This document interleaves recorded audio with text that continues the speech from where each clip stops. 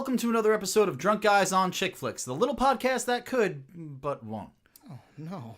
I'm your host, Matt, and with me, as always, is your co-host, Garrett. I'm Garrett.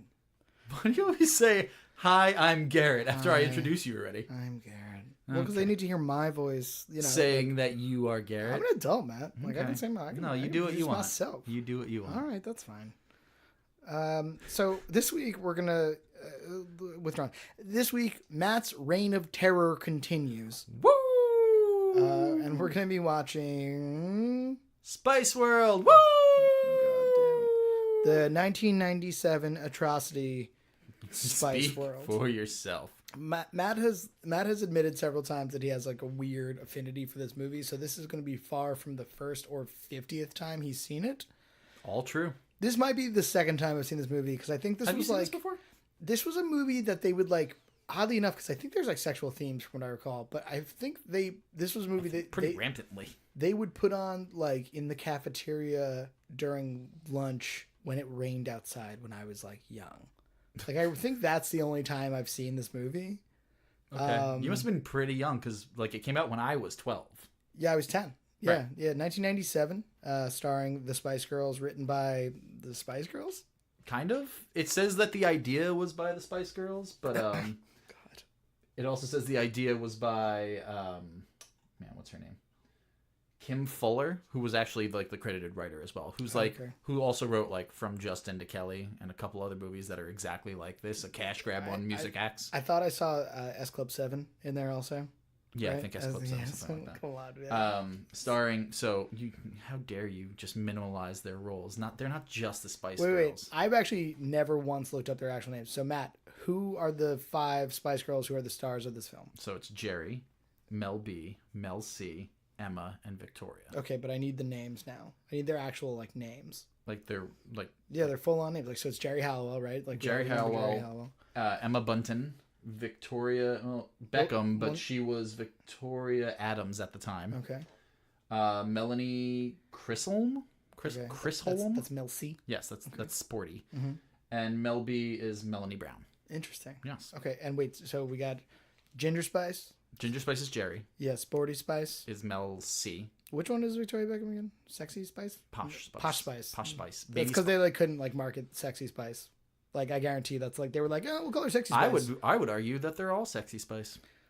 But you know what I mean. They like tried to like I feel like she was like always trying to like look like sophisticated and shit. She's supposed to be like a model. Like she's supposed to be like a model. That was like her character, right? Well, she didn't really do much. But I feel like if you're marketing something to children, you can't use the word sex.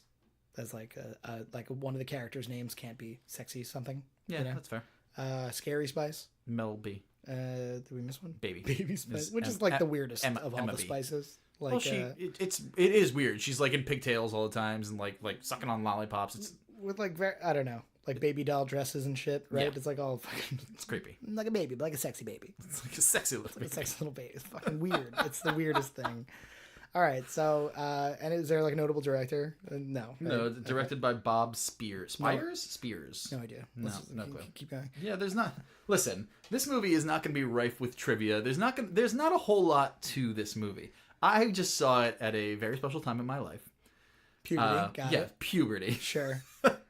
And I figured it's a chick flick that I could watch now because we have this platform, right, without regret. Right, and like something that you could really just torture me, like waterboard me, like audio and visual. Listen, I actually tried last week.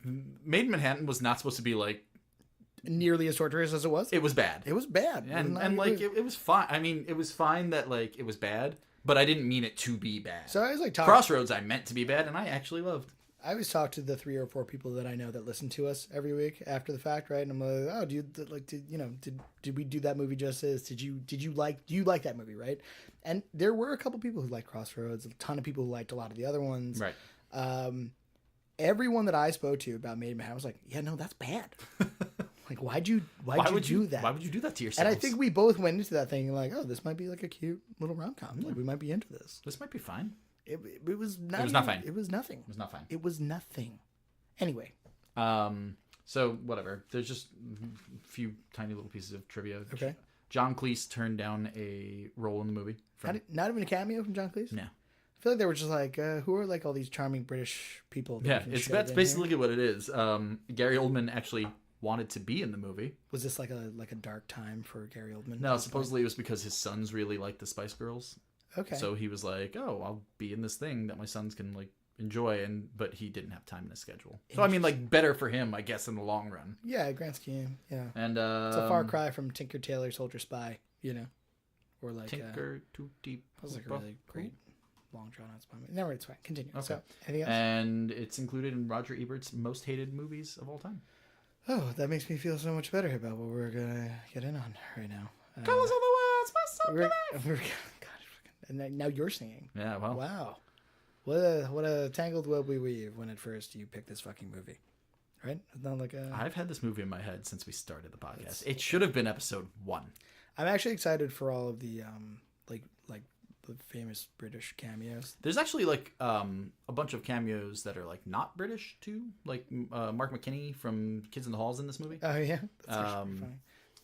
Meatloaf is a very prominent character in the movie. Interesting. Yeah, again, he's their bus driver. Like a pretty dark time for Mr. Loaf. I don't think there are very happy, good times for Mr. Loaf pre-1990. I mean, post-1990. I mean, the guy would do anything for love. So I mean, but he wouldn't do that. Although he would do this. So yeah, it's a mixed bag. What do we? So I had to come up with the drink, and I was so mad that I just wouldn't put any imagination to it whatsoever.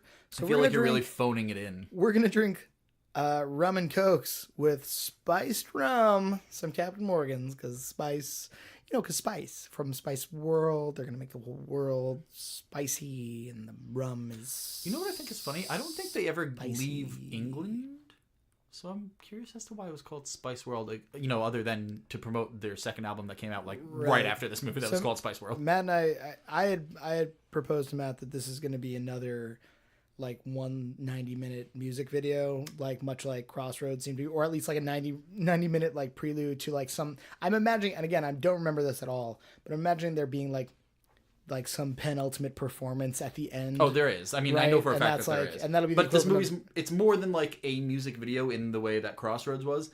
It's more like Hard Day's Night, like the Beatles movie, and just as good.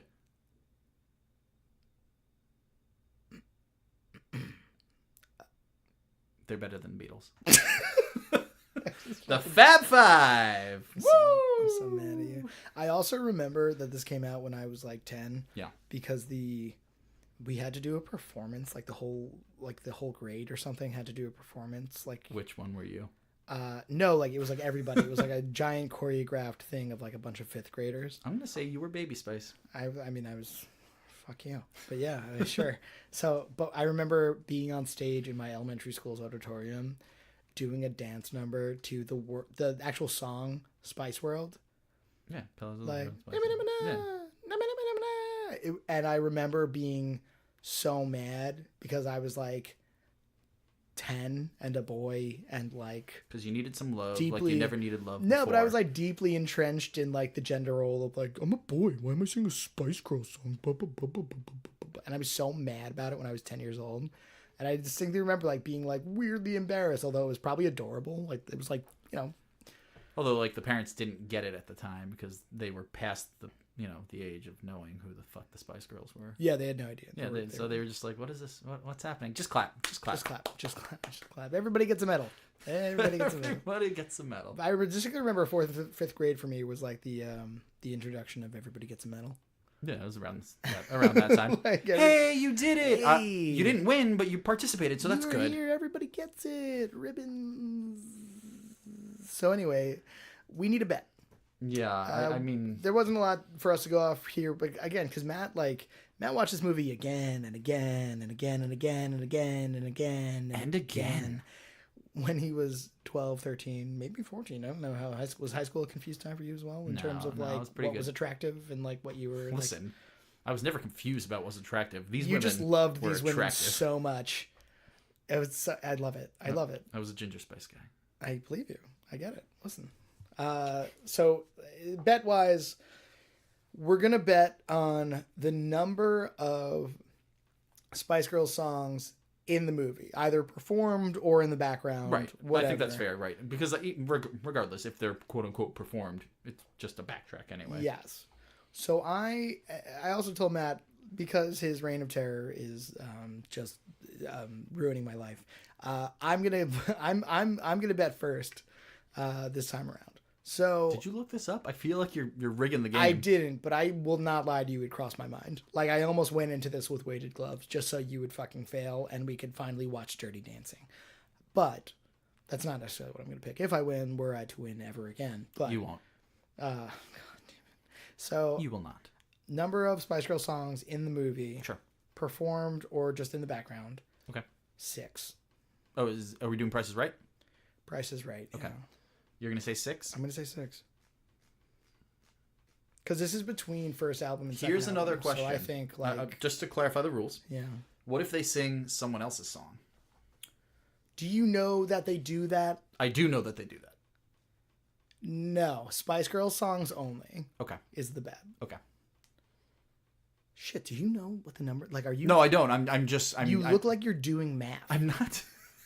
What does looking like one's doing math look like? For you, confused. Oh! But seriously, Zing! we're both very bad at math. 5. I'm gonna undercut You're gonna cut me by 1. Yeah, I'm gonna undercut you. You're by a real 1. piece of shit. You did it to me last You're time. a walking, talking piece of human nature. All right. Well, anyway,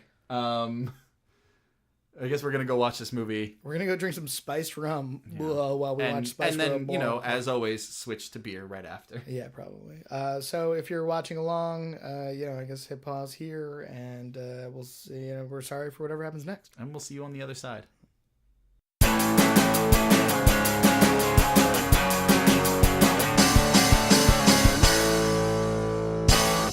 Shake it to the left if you're having a good time. Shake it to the right.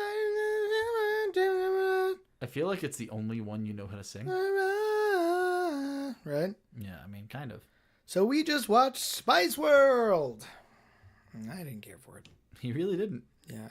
Matt looked at me multiple times at this movie and said, "Say what you will, I love this movie." I didn't say that, but I do love this movie. You said I love this movie like a bunch. Yeah. Like many times. And I meant it. It's garbage. So, real quick, broad strokes. Broad strokes. I wasn't mad watching it, but I got bored watching it a bunch of times. I did see that in you. About, I would say halfway through, I looked at you and you were just looking at your phone. I was like, "Are you okay?" You're like, "Yeah, no, I just couldn't care anymore. I could not care." Well, like most of the movie is not plot or particularly like character building or anything. It's just like there is no plot or character. No, but you know what I mean. Like you even said, a lot of like the side sequences that happen or whatever, it's just to show you how fun they are, like it's just to show you like how much fun they have as pals, and right. Like that's really all it was, and it wasn't even that entertaining for me. It's the most British film on the planet until it cuts to these weird cartoon sequences, like the aliens. I got so mad at the aliens. You got so mad. Also, at the aliens. like without cutting too far ahead, one of the aliens basically tries to feel up Mel B. Scary. Yeah, he goes like reach for Scary's breast, and you're like, all right, this is okay. Well, the other one like requests. I told you to shake hands. Requests a kiss from Geri, and I'm just like, yeah. And she goes. She goes for it. Yeah, she kisses that rubber mask. Alien. That very obvious rubber mask. Right. But I think it was tongue in cheek. Like I think it was. They weren't trying to make them look good. Like, oh, this is just a cheesy fucking sequence. I don't know. I'm not trying to make this movie like made me madder. I know. So I'm gonna knock a couple things out of the way real quick. Knock them out. We drank Captain and Coke. And you know what? Great. It's the most delicious shit. Actually. I haven't had one in a very, very long time. Yeah, and it's mostly, I mean, obviously because like Coke has so much sugar in it. Yeah, I don't really go for. But like, typically, I drank this one and I was like, oh man, this is delicious. Yeah, specifically with Captain Morgan, it was like Sponsor us. Drink Captain Morgan. Are you drinking it yet? Drink. Yeah. So the drink was delicious. Yeah. I had a great time. Do you want to do? I'm gonna do. There's no point in doing soundtrack because besides Lollipop and one cover, It's all Spice Girls. It's the entire album of Spice World. Is it really? Yeah, I think so. From what I was, I didn't keep track of that. I was keeping track along on Spotify as we were going, and like I think "Wannabe" was the only one like not from the previous album. Yeah, I think from Spice. Yeah, first album Spice, second album Spice World. Well, they took it global. They went worldwide. Yeah, which is like that's the next step, right? You start local.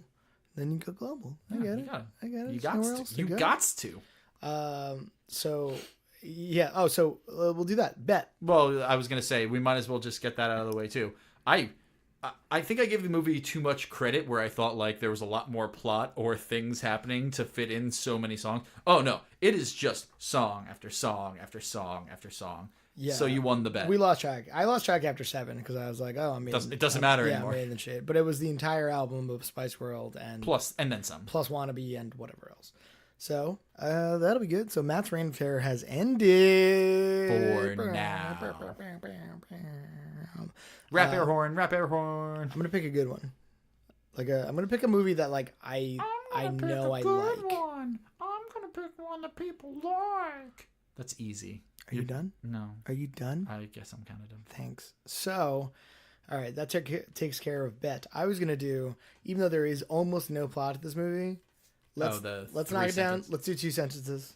It's honestly more than you need anyway. Matt, 2 sentences or less. What is the plot of this movie? I would say that the plot is the Spice Girls have to. I'm sorry. The Spice Girls go are to perform a concert, and there's hijinks in between. That's all. That's here. Yeah, I mean that's literally all it is. Okay. Go ahead. What do you think, Garrett? At the height of their fame, Spice Mania, as the newspapers in the movie tell us. Spice Mania, the Spice Girls are billed to play the historic Albert Hall to mark the crowning achievement in their career thus far. I'm trying to do like a voice, like a movie trailer or something. No, you're doing bad. Like in a world, right?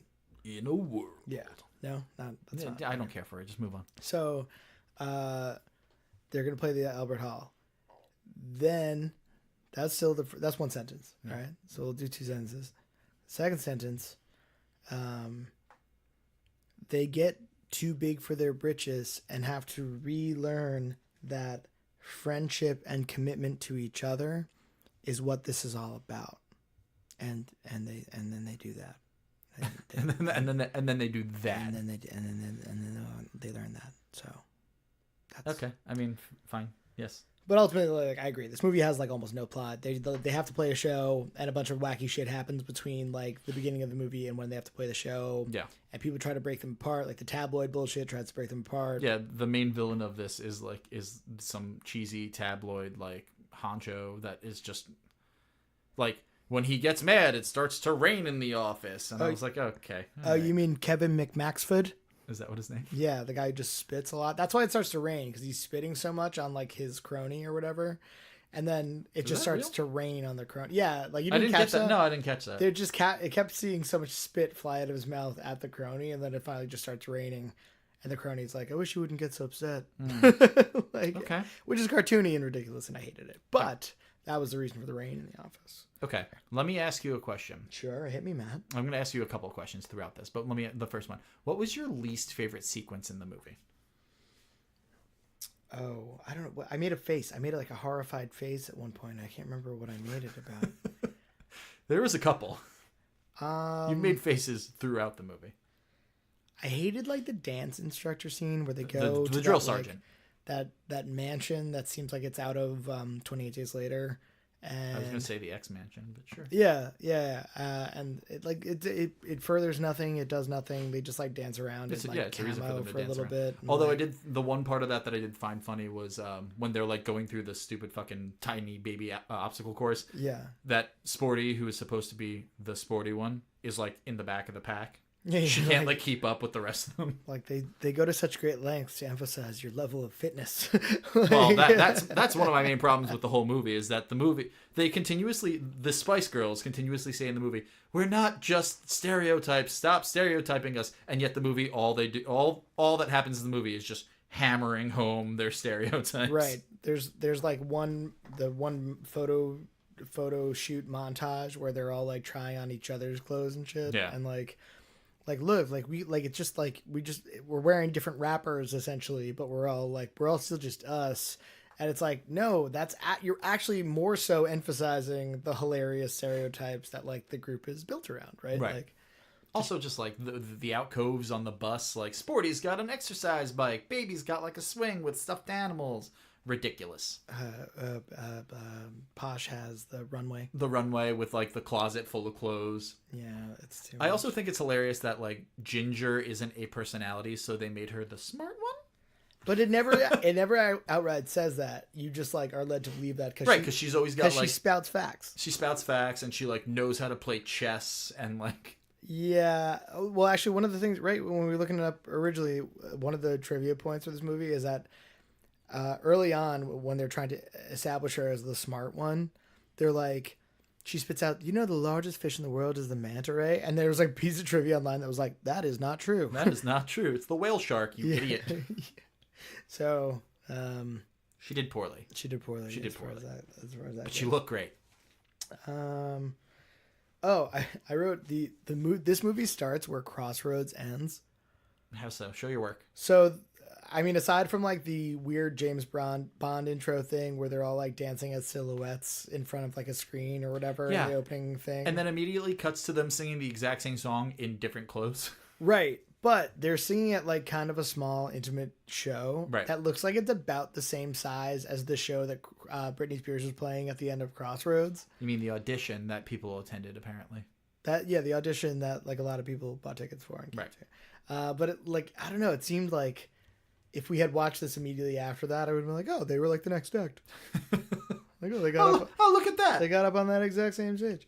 The James Bond intro I thought was pretty funny. Well, there's a lot of James Bond in this movie entirely. I mean, Roger Moore as the chief, quote unquote. Roger Moore must have gotten a lot of money to do about 2 hours worth 45 minutes worth of work in this movie. I didn't mind Roger Moore in this movie at all. I thought he was hilarious. Well, it's funny because it's just every time they cut back to him, it's just, here, hold this different animal and say something quizzical into the fucking phone. Yeah, he only spoke in riddles, which I loved. He was always like wearing like some sort of Dr. Evil getup. Yeah, like a tuxedo or some kind of a suit And he was always petting a different animal. It was like a cat, then it was a pig at one point. He's like a bunny. And a bunny, then he's bottle feeding the pig at the end, which was like hysterical.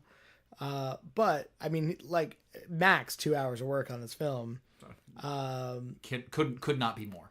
But it was one of, I didn't like it because I like Roger Moore, but it was also, I mean, I did like it because I like Roger Moore, but it was also, he was one of like easily a dozen things or actors that were shoehorned into this movie to like remind you how British it was. Right. Like Elton John and Elvis Costello. Elvis Costello is the bartender. Yeah, for no reason. Like they don't even mention it. There's like nothing.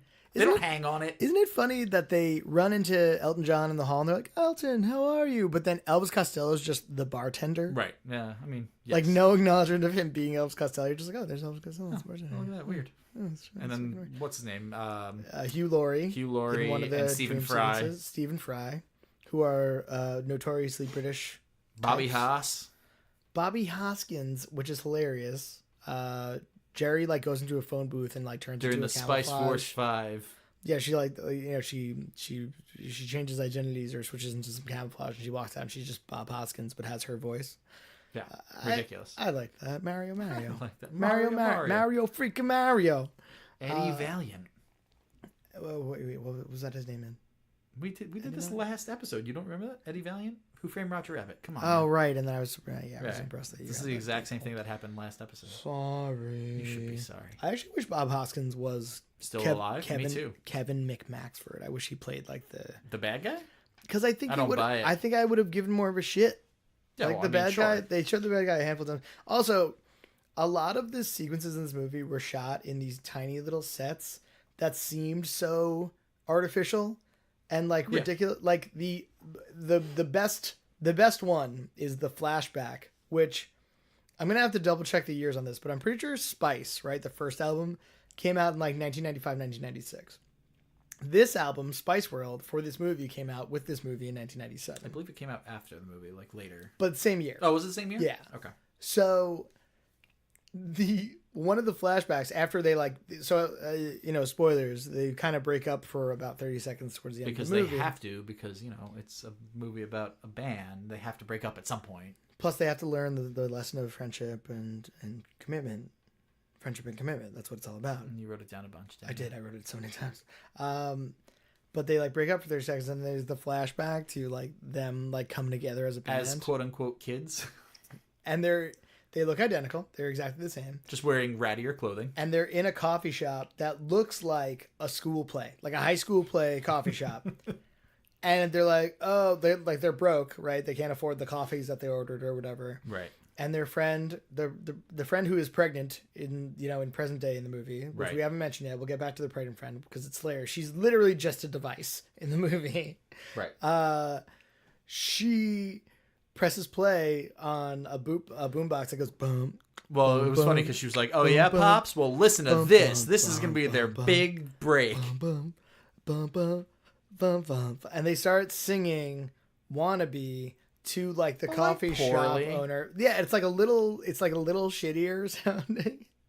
And it's like, and when it went to the flashback, it said several years ago. Meanwhile, that album came out in 95. That was right, 2 but years ago, I might be giving this movie too much credit, but I think it's supposed to imply that they wrote the song several years ago, and this was before their big break. Like "Wannabe" was a jam that they wrote and really kept in their back pocket for many, many years. Right. Is that what you're positing? That's what I'm positing for the movie. In real life, I mean, they didn't write that fucking song. They did not write "Wannabe," man. I mean, so here's a story about ages. You gotta get women. You know what? Maybe they did write it. There's a lot of like. Right? Isn't zigazig like the actual word? It's not like I'm not mishearing. No, you're not right? It's just like an exclamation of some sort. I always associated a zigazig with like the sound like of like a soda pop opening. A zigazig Oh, like two separate soda pops opening and then someone going Yeah, probably. Okay. Yeah. Interesting. I take a sip. Right? Like a. Anyway. I hate me too. It's fine. Keep going. Yeah, so they sing this song to like the coffee shop owner, and they're like, "That's a song we're gonna make it big on and pay you back to." And then you never see the coffee shop owner again. No, you just see the broken down, boarded up coffee shop. And they even mention him. They go, "I wonder whatever happened to Brian." His name is Brian. Was his name Brian? Wrote it down. Hey, good for you. Yeah, Brian had a ponytail. That's why I remembered. Brian had a ponytail? I remembered him. Yeah. Which I don't know if that's a sign coffee of the times. shop. Yeah. Ooh, sign of the times. Go on. So in Crossroads, we kept noticing how there were no cell phones, and it was like 2002-ish, right? 2002. For Crossroads. Not that they were super prevalent, but they were around enough. And like Zoe Saldana's character, at least in Crossroads, right, was like kind of wealthy, spoiled, stuck up. You're girl supposed a little to bit. believe You're she's a supposed little to bit think so, affluent. right? Yeah. Yeah. So no cell phones anywhere to be had in Crossroads. Right. This 1997, and I get that they're rich and famous. That's what I was gonna say. But like everybody's got a cell phone. Everybody. And with like specialty rings, because I think at one point their manager Clifford, the guy in the all leather suit throughout the entirety of the movie, The Dr. Seuss character, correct? Yeah, his goatee and sideburns are like and the suit being all one monochromatic color every time. Every It's either time. all leather or like purple or all like, green. Yeah, with long tails. With really long tails. Yeah. That didn't catch on, huh? No, it did not. Glad for that. At one point, he answers his phone and it's. Oh, is it really? I did not even notice If you that. wanna be my love. Oh, Like, is that what it was, Garrett? I needed you to explain that to me. Thank you. I just didn't know if I sang it well. You are the worst guy, Matt. Can we talk about Meatloaf? Yeah. Well, I mean, just the fact that like he's kind of in the background the entire time. And then, like, what's his name? Clifford says something to him. He's like, "Listen, I love those girls." And I would. It's about the bathrooms. It's like, well, why don't you just go fix the bathrooms? He's like, and then he says, Meatloaf like, says, "I love those girls, and I would do anything for love, but I won't do that." And I feel like, come on, man, low hanging fruit. But like, I loved it. I mean, of course you loved Frankly, if Meatloaf was in a movie of this caliber and didn't sing his own song or songs in this, Okay. I would be upset.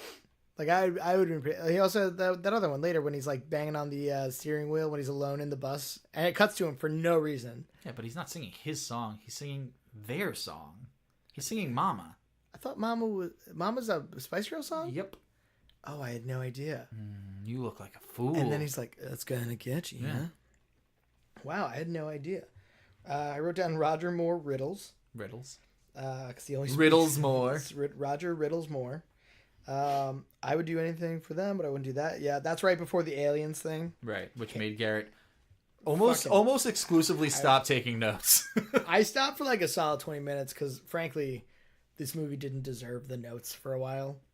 Like, I wanted this movie to know that I was mad at it, you know? Clearly it knew. The movie was self-aware. I wrote down wannabe an embarrassingly bad set of coffee shop. Right. Oh, and then right after that is like when they all come back together and they're like, we need to take Nicola out because we haven't been there for her. That was so... All right, wait. So we got to go back a little bit. Okay. Because from like pretty much the beginning of the movie, they only have one friend, right? That doesn't like work for them or is like somehow connected to them through the unofficial sixth Spice Girl. Right. So there's this actress who I've seen before. If you find her name, let me know. But she... I can't pronounce it. Naoko Mori. Okay. So they have the pregnant friend. Right. Who like shows up to their rehearsal in the beginning, and she's very quickly established as like their only friend who isn't in the Spice Girls, right? And she's super pregnant. She's like, oh, like the father left me, like he's like her boyfriend or whatever. He left. He took off. Like he's a right git. They don't actually say that. I don't think they say git. I actually don't know what git means. I don't know either. I could have said something horrible. It could be right really there. terrible, but we're gonna go with it. I feel like they say it in Harry Potter. Yeah, you might be right. I've heard that in Harry, so it can't be that bad, whatever it is. Fine. But they establish her as the friend, and like she kind of comes to their party at one point. She's like, "I want you all to be the godmothers." Ooh. Like she still really values them, but now that they're the Spice Girls, they're like not seeing her enough, whatever. And they largely ignore her. Well, she's super pregnant too. But she leaves that party right where after she asks them all to be the godmothers, like they go away and get interviewed, and she's like kind of alone and sad, and then leaves. Right. Wouldn't you? Yeah, but they don't like look into that at all. And then well, they're very busy girls, Garrett. They're very, very busy girls. But I thought like she was literally just a device. Yeah, for sure. Like she was supposed to be the personification of their relationship with each other. I felt, you know what I mean? Like, and it's like, oh, we've been ignoring that. We've lost our way. But also each other. We've lost our way. You know, like. Yeah. And that was super frustrating. It really was. Oh, the like the dream sequence or whatever. Well, there was multiple dream sequences. You're gonna have to really stupid dream sequences throughout. Those were the type of thing that I think I like made a lot of faces at and like got mad at. Like the one that's like, I wonder how we'll all be when we're mothers, and it just like again, it cuts forward to a dream sequence of them like all either having kids or having had kids or pregnant, right?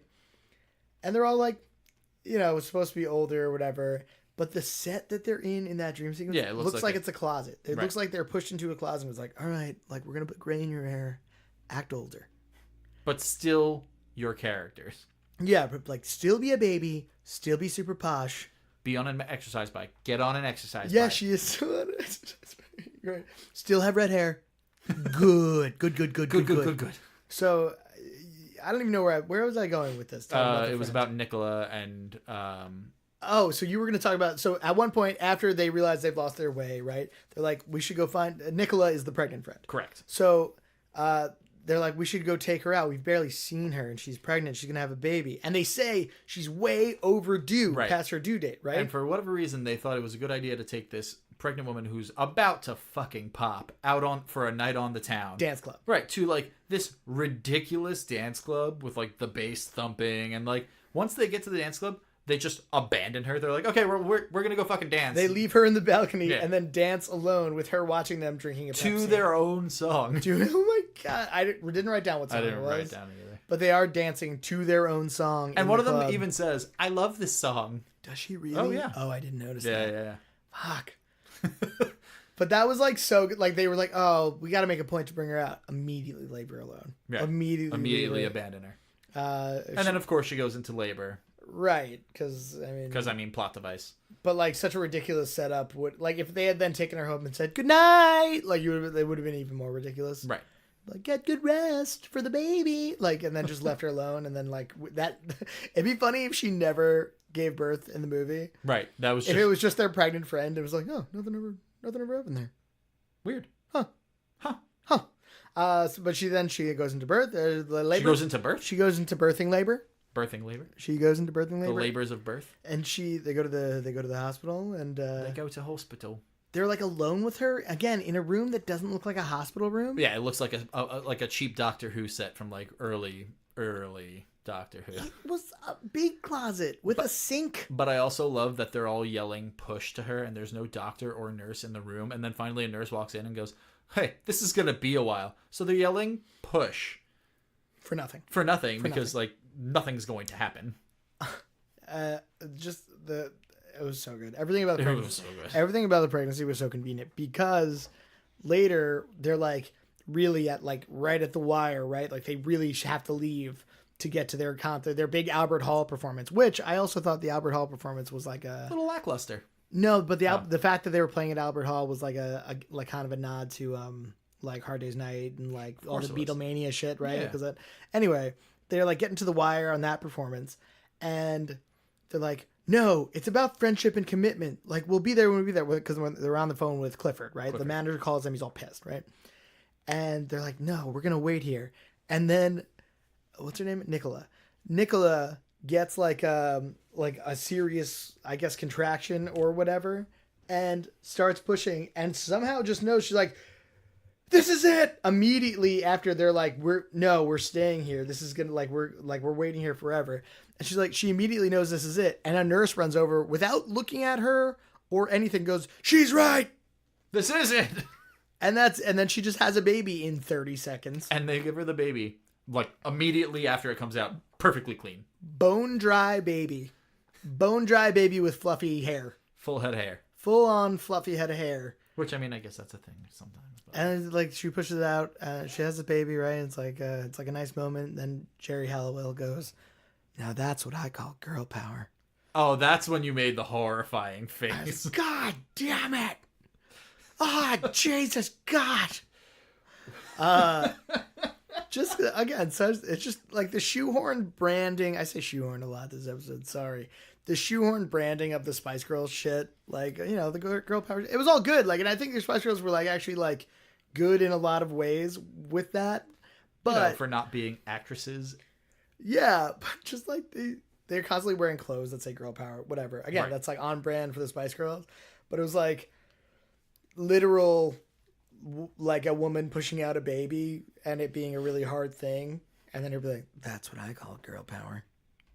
God damn, she might as well have looked into the microphone, like looked into the camera and been like, wink, like wink, wink. That's what I call girl power. I don't know. That was definitely a frustrating moment for me. Italian stereotype guy, that bothered me on a personal level. Matt, let it go. I'm just saying. I feel like it's just too easy to attack the Italians. You're talking about the music video director guy? What's the matter, you? Who had the unibrow, the mostly naked guys in tidy whities dancing behind them, and then they were objecting to that because it was too much. Right. And then the compromise to them not being shirtless wearing tidy whities was assless chaps. Assless chaps for the dancers. At one point, this show happens with in Milan. In Milan. I do agree. Like they shouldn't have had that guy like eating a lasagna while making like rolling cannolis, right? And then like putting like making cannolis. At one point, he exclaims "formaggio," which is just cheese. That's not Listen, Matt. If we're gonna do this, go ahead. We're gonna be here all night. Okay. You know. No, you're right. We're gonna be. I just found it offensive. I just found it offensive. I mean, he only said "What's the matter, you" a couple of times. I think he said it a whole bunch of times. And what's the matter, you? He only says "Que cosa," once, which is It might as well have just been like the Family Guy. Bippity boppity. Beepy boopy. Yeah. Que cosa? Made me mad. What else we got?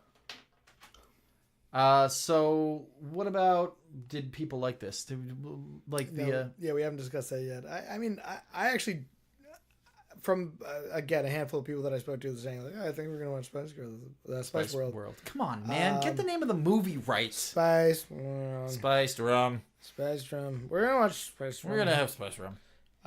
Most people I know that remember this movie did not remember it fondly. I will just tell you that. Okay. I have the Rotten Tomato scores right here. Okay. It's 35% on the tomato meter, which is rotten. Which is rotten. And 44% on the audience score. So, which, well, let's take that for what it is, and let's look at some of the other movies we've watched. We've got Made in Manhattan, which was also 39% on the tomato meter, or close, 39%. Okay, wait, that's audience? No, that's critics. Okay. Audience score is 43%. People like this less than Spice World. Interesting. Okay. And what was the other one that's towards the bottom of our list? Crossroads? Yeah. We've got tomato meter of 14%. Yikes. So way below this. Wow. That's critics. Tomato meter is critics. Correct. Right. And audience score of 39%. Again, lower than this. Wow. Right? I actually didn't expect it. I love this movie, but I mean, nostalgia mostly. I really didn't expect this to be rated as high as it is. Now, I'm not based on that, but where did you rank it out of the movies we watched? So I rank this above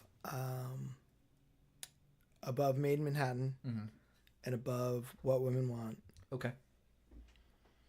And I think I rated above Crossroads. Oh, it beats Crossroads, huh? So this is fourth from the bottom for me. Right. Well, this is episode 8, so. Yeah. So that's still bottom half for sure. Right. But it's just past the cusp of bottom half for me on this. I think I'm about the same. I think Clueless just edges this out. Oh, no way. I've been thinking about it more and more. I think Clueless is actually like number 1 or 2 on my list, I think. What? Yeah, I think so. And it might be a nostalgia thing, but the more I think about it, I think it's like up there. Wow. Okay. Yeah. I think 13 Going on 30 is number 4. You love that movie. Yeah, but I'm like, the more I think about it, it's like, it's definitely top of my list, like top, we've only watched 8, top half. And then what was, Pretty Woman, I think, is number 2 for me. Okay. And then not many. Oh, come on. Man, we should be better at this. Oh, Devil Wears Prada. There it is. Yeah, Devil Wears Prada is 3 for sure. 3. Yeah. So Clueless is top. Is number 1. I think Clueless is 1. Pretty Woman. Devil Wears cannot Prada. believe Pretty Woman just got dethroned. You were very adamant that it's like a classic. It is a classic. It's 1 or 2. But, okay. They're pretty individual. But yeah, this is not the worst movie we've watched so far, in my opinion. Agreed. I think I might have some nostalgic connection to it, but I think ultimately, like, there are points where it's funny and kind of watchable. The Roger Moore shit, for example, like, I thought that was hysterical. Right. Like, there are points where it realizes it's ridiculous. I do find that I did find that there was a lot of like fluff in this movie where they would just like have like them singing and like cut to people on like around them like dancing, and like I'm just like, okay, this is just unnecessary. Like just don't make the singing parts this long. Cut it down. Right. I don't just a lot of 90 minutes. It didn't need to be that long. A lot of forced scenes of like trying to display that they're best buds. Right. Which I don't buy. Like, I'm sure they're friends. Sure. But like, I'm sure like when they were done with rehearsal or a show, they're like, well, I'm gonna go hang out with my friends. Gotta go see my real friends. My actual preferred people. Goodbye. Where do you rank it? It definitely beats out Crossroads. It beats out Made in Manhattan by a long shot. It beats out What Women Want by a long shot. I think it's around the same. I think as much as I didn't really love 13 Going on 30, it's definitely a better movie than this by like leaps and bounds. Oh yeah. I would fight you pretty hard on that if that was your position, to be honest. I would say like Devil Wears Prada is still like number 1 for me. Okay. So yeah, this is very middling. It's actually probably like bottom right in the middle. Right in the middle. We're pretty much the same on this one. Yeah, I think 13 Going on 30 and Clueless kind of go back and forth in that middle spot for me, but this is the bottom half of the middle. Okay, can I ask you a question? Sure. Who is your favorite character in this movie? Ignoring childhood crushes. Because I feel like I knew who your answer was gonna be. No, I mean, you knew. Jerry, right? Yeah, of course. You are such a Jerry. I am You're such a Jerry fiend. Ignoring that, who's your favorite character in the movie? Alan Cummings' character. I thought he was pretty funny. Yeah, but he's not in it that much. Yeah, I mean, none of them are in it I like much. Alan Cummings, though. Like as a rule? like Goldeneye. He's in Goldeneye. Sure, he's Nightcrawler. He's Nightcrawler. Yeah, I like Alan Cummings a lot. So I get that. But I feel like his character wasn't that prevalent. Okay, so who's your favorite character? I think... I don't know. I mean, I like the Roger Moore character a lot because he made me laugh. Sure, I don't think he's my favorite character. I don't know. You asked the question. Actually, do you know who I think my favorite character is? And I don't even know her character's name. Go on. The female producer that works alongside Clifford. Yes, I know who you're talking about. Do we know her name? Either the actress or the character? Do you have that in front of you? We have Stalling. Claire Rushbrook, and she played Deborah. So Deborah, I think Deborah's my favorite character because she's kind of the voice of reason throughout. She's like, yeah, you know you're being ridiculous, right? To Clifford a bunch. The big red dog. And the big red dog. The big red dog. And she is she's sympathetic to the girls, but she's not throw caution to the wind, run away with them to have adventures and shit. Fun. Yeah, she's kind of like the middle ground voice, and I thought that she was likable. And she was one of the few characters in the movie that wasn't like a caricature of something. You know, the tabloid guy who was a joke. Right. Yet, oh my god, the photographer. We didn't even talk about the photographer. So there's a photographer who's like the villain, right? Right. He's like this insidious villain who can crawl through toilet pipes and stuff. He's a cartoon character. He's a cartoon character to take photos of them to try to leak, unfavorable or otherwise scandalous tabloid stories about them, which are not true. Is the Pope Catholic? Spice Girls, Pope. Yeah. Oh my god. Yeah. I don't know. Pope controversy. How could the Pope not be Catholic? Right. Stupid. Ridiculous. Although it's just stupid. That's kind of just where our media is today, so that's good. Topical. Okay, so Deborah was your favorite character? I honestly think Deborah was my favorite character. Deborah. I thought Deborah was my favorite character, and I thought Roger Moore was the most comical character. Okay, fine. If you were to pick a lead singer of the Spice Girls, who would you think it is? Because let me tell you, I'll tell you who it's not right off the top. It's not Posh. She does very little in these songs. No, I would agree. It's certainly not Posh. It's certainly not Baby either. Mm-hmm. Okay. I would say that I think the ones that I historically think of as the two most prevalent leads are Ginger, Geri Halliwell, and Scary Spice. Mel B. But Mel C? I don't. It's just Scary Spice. Thank you. It's Mel B. I was right the first time. So, but watching this movie, it seemed like Mel C, a Spice, is always accented in every song, at least once. Yeah, she takes the lead a lot more than I would have thought. I think still I stand by Geri, just because I feel like growing up, I always just remember her being kind of pushed to the front. Right. Okay, I get that. I'm gonna say sporty. I think she's prevalent in every song. You think that was your impression from this movie, yes, or just generally about the Spice Girls? No, I think generally from this movie. Okay. That being said, I think it's funny that you said that, I remember Geri as being the forefront of all of it because when she's the first one to leave. Oh, she left. Right? Yeah, at some point they put another album out and it's just the four of them without Ginger. Yeah, so they only had 3 albums. Right. Spice World, and then I think the third one's called Forever. I think in 2000 they put out their last album. Right. And Geri had left for that. Yeah. Here's another reason for my thinking that Geri is the lead singer. I think just psychologically, whether it's subconscious or whatever. Sure. It's Posh Spice, right? That's an adjective, right? She's posh. Yes. And sporty, that's an adjective. Right. Scary, that's an adjective. Almost like a adverby, like sporty and scary and baby. I mean, baby's just baby. It's an attribute. But Ginger was I don't. It seemed like an indefinable thing. Well, that's like Sporty was like, oh, she just wears a lot of Adidas, and like Right. Posh like wears a lot of like designer clothes, and Scary wears like animal print and fucking big hair, and Baby has pigtails and would like act like a baby. But Ginger, she's just got red hair, right, which is why I think they tried to make her the smart one in the movie. Right, but I also think that's why I always thought of like, oh, it's just because she's like the leader, so she doesn't have to have like as much of a I get you. thing, Yeah. you know? Yeah, that's fair. Know. Okay. Would you watch it again? Yeah, 100 times. Okay. I love this movie. I would also recommend it. Okay. Hey guys, if you haven't yet, go watch this movie. My next question was gonna be, would you recommend it? I would. I mean, I'd say if it's on, it's a romp, and there was nothing better to watch, like, why not? But I wouldn't like advocate the spending of money. No, I the allocation of fun, no, like, don't go rent Spice World. No, just if it's around, watch it. But unless you're like looking for like something theme based to drink along with spiced rum, and then like I guess. I mean, what else? What else is there? I mean, pirate movies mostly. I guess you could watch pirate movies. I don't. They drink a lot of rum. I don't care for them. You really don't. No, you're not a very piratey guy. Can we talk before we like close this up? Can we talk about the weird ending of their movie where it's like this weird fourth wall breaking where like Alan Cumming's playing Alan Cumming, but like Mark McKinney's playing the writer of the movie again.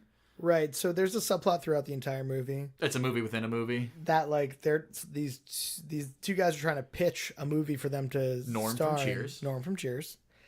George Wendt.